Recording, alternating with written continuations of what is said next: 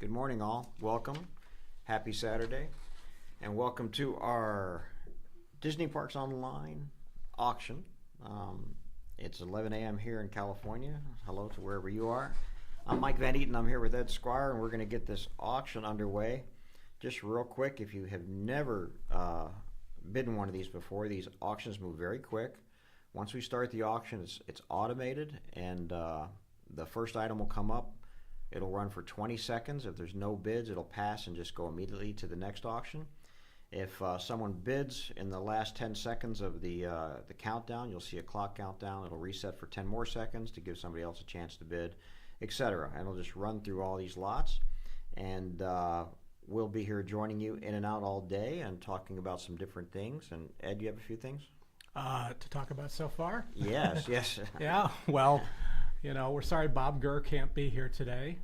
Yes, unforeseen circumstances, yeah. Unfortunately, and we understand that. He's 93 or 94 years old. 93 this year. This year, yeah, it's pretty amazing. So we'll have him back again another time, I'm sure, and we look forward to talking to him. Yeah. And with that said, I'm going to go ahead and get this auction underway. We're just checking to see if anyone's getting audio. Let me know if you're having any trouble with it. And we're checking our video right now and seeing how that's going, and then we'll get going. So I'm going to set this up to open here in 1 second. Let me see what we got. You ready? Let me see. I think we're good. We have a lot of really interesting stuff in this. It's this running auction. right now. Here's the first. We got it? Oh, there we go. Look at that. See, it runs automatically. Those are Disney Gold, and if nobody bids on them, it'll go to the next lot, the luggage. And there's the luggage up right now. That was really cool luggage. Yeah, that actually is a really cool piece. I'm really happy somebody bid on that. I think that's a really neat little grouping of stuff. And you can see the countdown clock running down here. Oops, got a bid. Countdown clock sets back up, as you can see.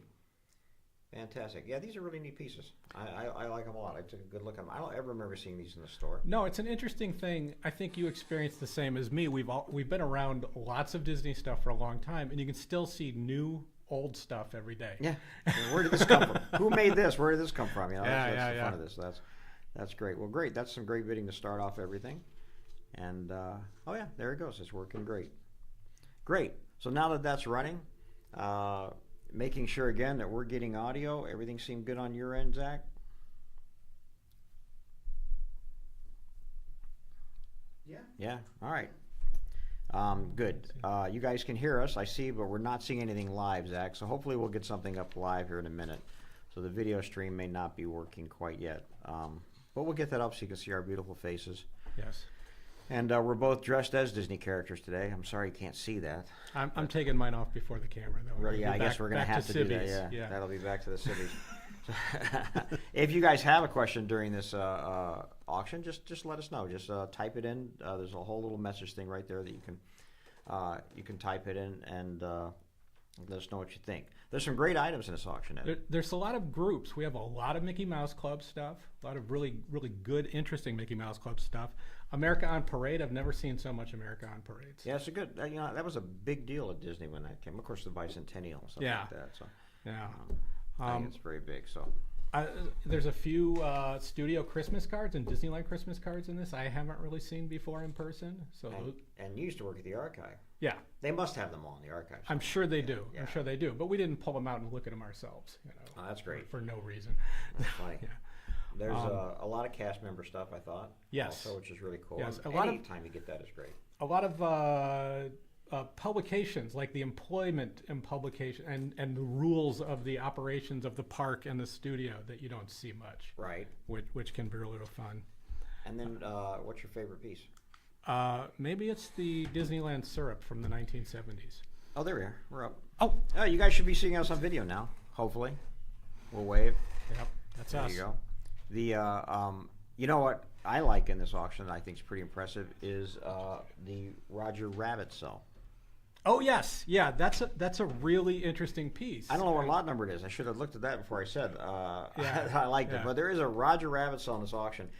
You did the research on that. Do you remember what you told me about that piece? Well, it caught us by surprise because it looked really familiar. I mean, we hadn't dealt with that cell before. It looked really familiar.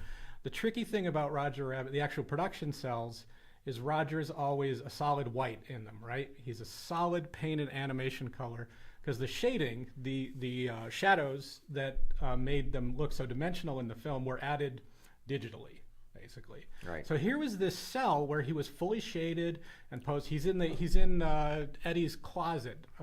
He's in his coat, hanging in the closet. And we did a little research and found that was actually one of the key cells for publicity for the film. Right. So there were about 100 specific cells were created, painted beautifully with the full shading, and photographed for publicity. You would see them in storybooks. You'd see them on lobby cards, representing the film out in the world as stills to sell the movie. And That's right. It's the hero portrait of Roger Rabbit from the production. And it's actually lot 249 in this auction, 249. so it'll be coming up a little bit later. It's a very, very cool piece, and I think it's the only animation in this particular auction. It just happened. This is just a few people's collections, and that one piece was in there, and so we kept it in there. It's a pretty impressive piece. And I'll say, we talked about being in the archives, and I was in the photo library, and I dealt with that image as a slide many times, but I've never seen one of those cells before. Those publicity cells for Roger Rabbit. Yeah, no, those are very special. Because of that being the hybrid film, live action and animated mixed, and pre-digital, it's a very unique piece from Disney history. Oh, I like it. I think it's great. Yeah. I'm going to keep hitting this so we can see what's going on there.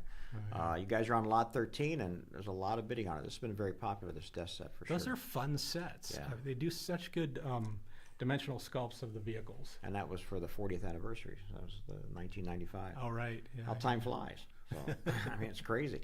There's a lot of exciting things coming up. Oh, before we go to that, if you folks haven't seen it, we have a, what do you call it? Is it a docuseries? Docuseries is good. Reality series. A reality docuseries that's streaming right now on CWTV.com. Yes. And it's about the Joel McGee auction that we had back in June. Shows sort of behind the scenes about us making it, and then during the auction and everything that happens. So if you don't know, which I think it's hard to imagine someone who's here that doesn't know this, but we had a huge auction and exhibit last summer, so big we had to go out of the gallery to the Burbank Mall for the space to put that on. Yes. And this series was made about that, about Yes. the whole auction. And it was a lot of work. And you and Janine, Not the series, the auction. Was a lot. you and Janine are the stars with Chris Hardwick. With Chris and Joel. Yes. And you're in there too. I'm in there. Yeah, yes. there you go. So Yeah. there's no star. Everybody's a part of it and watching. So it's pretty amazing. Yeah, and you can watch that now. All the episodes are up now on the CW app. Yes. Yeah. Have you seen all the episodes? I've seen most of the episodes. I watched the ones I'm in. Oh, there you go. I'm afraid to watch the ones I'm in, so I haven't seen everything. You're in all of them. I know, that's the problem. Yeah, that's a big problem. For me. I gotta say, one thing I loved about it was great to have done such an interesting, amazing thing and have this kind of personal record for it, ourselves. That's all. That was us. We were there. We were doing it. Yeah. And It was an interesting experience, Yeah. I sort of blacked out. I don't remember any of it, so I'll watch the series and it'll all come back to me probably. That sounds like a Or maybe defensive I'm trying to statement. forget it. Yes. I don't remember that. I don't remember that happening. I don't remember that being what's going on. But yeah, that's great. If you guys get a chance, CWTV.com. It's really a lot of fun and really worthwhile, I think, to watch. Yeah. And we appreciate Chris and all those guys that put that together. Yeah. Same guys that do Behind the Attraction on Disney Plus. Disney Plus, yeah, which is another really great show. So Yes. I think really worthwhile show. Yeah. And remember, folks, I'm just going to remind you with this bidding, it goes fast. I'm seeing a lot of bidding, but just remember, you just have seconds here to bid on these things, so don't wait till the last second. In case there's a delay, especially with the internet, things like that, we want to make sure you get your bids in. And speaking of bids, next week we have our March 2nd Disney Studio catalog auction. That's a live auction here in the gallery. Yes. With a live auctioneer, and we'll stream live also, so you can bid on the internet just like you're doing now, but it's more controlled with an auctioneer, and usually a lot of fun. And that exhibition is currently in our gallery here, and if you're here in the Los Angeles area, it's a great exhibition to come and see and stop by and walk through. It's open right now. Zach, can you put that bumper up for the exhibit? Oh, Zach's got a bumper. Yeah. I do have a bumper for That's We're, great. we're Put that proud up. of our bumpers. Yeah, we got bumpers. So, but it's a great exhibit. It's fun to come walk through, and if you haven't seen this gallery, you should come by and take a look anyway. But really worthwhile, and I think it's going to be a really nice auction. There's some quality pieces in that auction, including a collection of Charlotte Clark stuff that I think is fascinating. Some amazing Charlotte Clarks. Amazing Charlotte Clark. The bumper's not up yet, so you can see right here. Minnie Mouse right there. Hey. Charlotte Clark. There, we got that in. While Zach's trying to put up the bumper. There it is. Yeah, there Oh, you go. there's what our- it is. So yeah, yeah. very good. So That's the an auction. this Charlotte Clark, I know many people have heard of her. I think many Disney fans have heard of her. Yes. You know, she was a seamstress back in I would say I don't know how long she did, but we'll say in the 20s, Right. 20s and 30s, Late 20s. late 20s. She And- came across. She saw Steamboat Willie, Yes. and she said, "Oh, that would make a great doll." Right. But she didn't have a pattern for the doll. She didn't have a way to make it. So she took her she asked her 14-year-old nephew, who was also an artist, to go to the movies and watch Steamboat Willie. And I forget how many times he watched it. It was 4 or 5, 6 times. Something like that. Something like that, yeah. He sat And through it repeatedly. yeah, in one repeatedly, afternoon. and drew a design for Mickey Mouse that she used to pattern the doll after. And the doll was so good looking, I guess, and they were so happy with it that Her father-in-law. her father-in-law took the doll to the Walt Disney Studios. Can you imagine? That was a time when you could just walk up to the Walt Disney Studios, knock on the door, say, Right. is Walt here? You could drive up to the gate and say, "I want to show him this doll." Yeah, and they'll go, yeah, sure, go ahead through, you know. And that's exactly what they did. And Walt and Roy loved the doll, and it just so happened at that time they were having a really hard time with merchandising. Right. You know, and getting things to be look like the characters of Mickey or Minnie or whoever, because it was just I'm sure you've seen them in our auction. Some of the early toys were just not quite on model, so that was frustrating to them. So here comes this doll that's perfectly on model. They love it, and they say, "Yeah, we'll take all." You know, well, first they gave her permission to sell them, and she started selling them in department stores, but couldn't keep up with the orders. Right, so Right. they got her a little house on the lot Yeah. to use as a sort of a headquarters.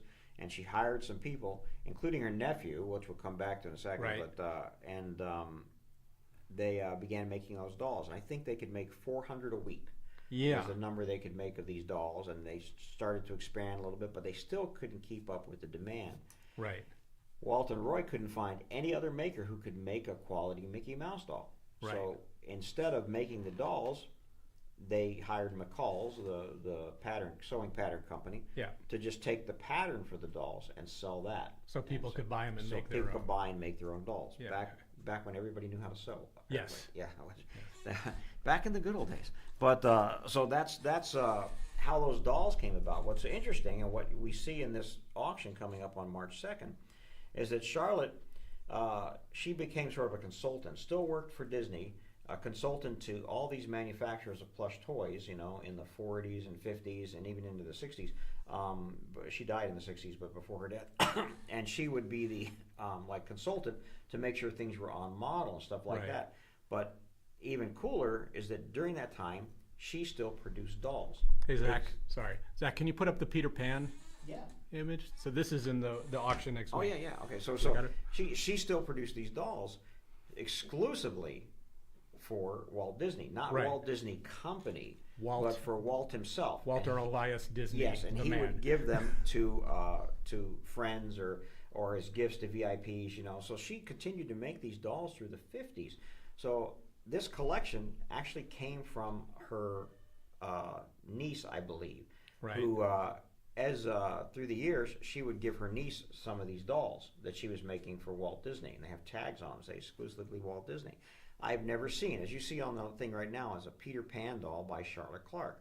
So she made this in the 50s at the request of Walt Disney, you know, Right. and made an extra one for her niece, and that's what it is. But there's also Bongo and Lulubelle, which Yeah. I've never seen before. The mice from Cinderella. Right. There's a Daisy Duck that I've never seen before. It's just and Jiminy Cricket. Yes. And yeah, the Jiminy was great. and Pinocchio, which actually has wood parts to it. You know? Right. Right. That's also cool too. Amazing collection of Charlotte Clark stuff in this March 2nd So, auction. so like the Charlotte Clark Mickey and Minnie are like these huge iconic Disney collectibles. They're Yes. just a big thing. And then you'll see some Plutos and Donalds and maybe Goofy out there. But these, like Peter Pan, how many of those do you think were even made? Would you guess? Who knows? I can't imagine, because Right. she's getting up in years in the 50s, right? Right. And so that's one thing. So how fast she can produce these, who knows? I mean, maybe, I don't know. I really don't. That's the only Peter Pan I've ever seen. I've only seen 2 of the Pinocchio. I've never seen the Jiminy Cricket, never seen the Bongo and Lulu Bell, and I've never seen the Cinderella Mice, and that's in 30 years, right? So, yeah, it's an incredible collection. And, Now we've seen one vintage photo of all these dolls, and that's the exact one we have here. yes, and we have Same that doll. I think we have that photo in the catalog, honestly, Yeah. with Denise, with all the dolls around. Oh yeah, there's a Figaro and a Pluto. Yeah, it's a amazing collection. I think I'm really happy to have it, and really pleased that we got the chance to look at them, because as I say, it's just something I don't get to see very often, and they're very charming. So I think that's a nice highlight of this March 2nd auction. On the Disney Studio side, this auction is a mixture of studio and parks. Right. So we have some great artifacts from the studio, as well as some great park artifacts, which I think are really cool. Well, can't we, since we're talking about great artifacts from the studios, Zach, can you put up the desk? Yeah. This is one of my favorite pieces. And this is not a vintage piece. It's from the 90s. But it harkens back to Kem Weber's designs for the studio. That's a great desk. Beautiful. It's beautiful. That's a great piece of furniture. I in anybody's house, I think those are really cool. Yeah. And that's March 2nd, beautiful piece, and that one's in really nice shape. And as you say, these were produced in the 90s, I think, for the Florida Right. animation studio, but The- they used Ken Weber's designs, right? Yes, they're very close, and you could see these on the tour when you were at Walt Disney World. You could see these desks. Oh, that's right. Yeah, Yeah, in the little yeah. animation area right there. Yeah, because you could watch them working on Mulan and all the stuff that they were working on down there. Yeah, that's great. Yeah, Absolutely great. That I believe that that part closed, right? Did it Yes, close? Yeah, yes, so, it's not open anymore. But yeah, a lot of stuff was done by Feature Animation down in Florida. I think Mulan was Mulan, the for full sure. feature was there. Lilo and Stitch, I think, was done a lot down there. Yeah, And they did some in Paris also. But yeah, these are beautiful desks, and I think a lot of the employees were allowed to buy them when they did get rid of them, and that's where these come from. And I love them. Yeah. I think they're just really cool. Yeah. Because, look, they don't. Animation's gone to computers now. It's sort of a lost art, using those desks and Right. being able to animate over that light box and stuff like that is pretty amazing. Pretty well, impressive. that's why that speaks to why I still like collecting cells, and I have an animation collection myself. It's like they're gone. And these are by hand painted by people. They were drawn by animators on paper and transferred to cell, and it's a lost art for Yeah, sure. It's hard to imagine there's no more paper used. I mean, Yeah. it's crazy. I mean, I just but that's part of the evolution of animation. I True, can't say true. I don't hate it, but Yeah, I'm not. Yeah, exactly. Absolutely part of the evolution of the whole thing. And I will say, as in a salesman pitch kind of way, is when I came here to Van Eaton, started working here, I love how affordable some of the early production stuff is. I was amazed the prices that you could get cells from Peter Pan and Lady and the Tramp, and those, especially a lot of them were made available through Disneyland, right? Or the Art Corner. Yeah, that's big. I think most of the cells that have survived, a big majority of them came from the Art Corner. Yeah. Somewhere it was Crevassier Studios in the 30s and 40s. Right. There was a little bit of a lull, and then when Disney opened, they sold thousands and thousands of them. They just realized it was a thing to do at the park and an attraction, and it was a way to make some money off of these. Yeah, can you imagine they had somebody who just sat around cutting those cells down, putting them in those mats, putting those backgrounds Right. on, and just pumping them out there at the studio. And sometimes fairly random backgrounds, like, this will look good with a barn behind it, and it's Lady and Tramp or something. Well, the fun thing with those backgrounds were, I think at the time they only had maybe 10 backgrounds to choose from. Right. A lot of them were Sleeping Beauty backgrounds in the Yes. 50s.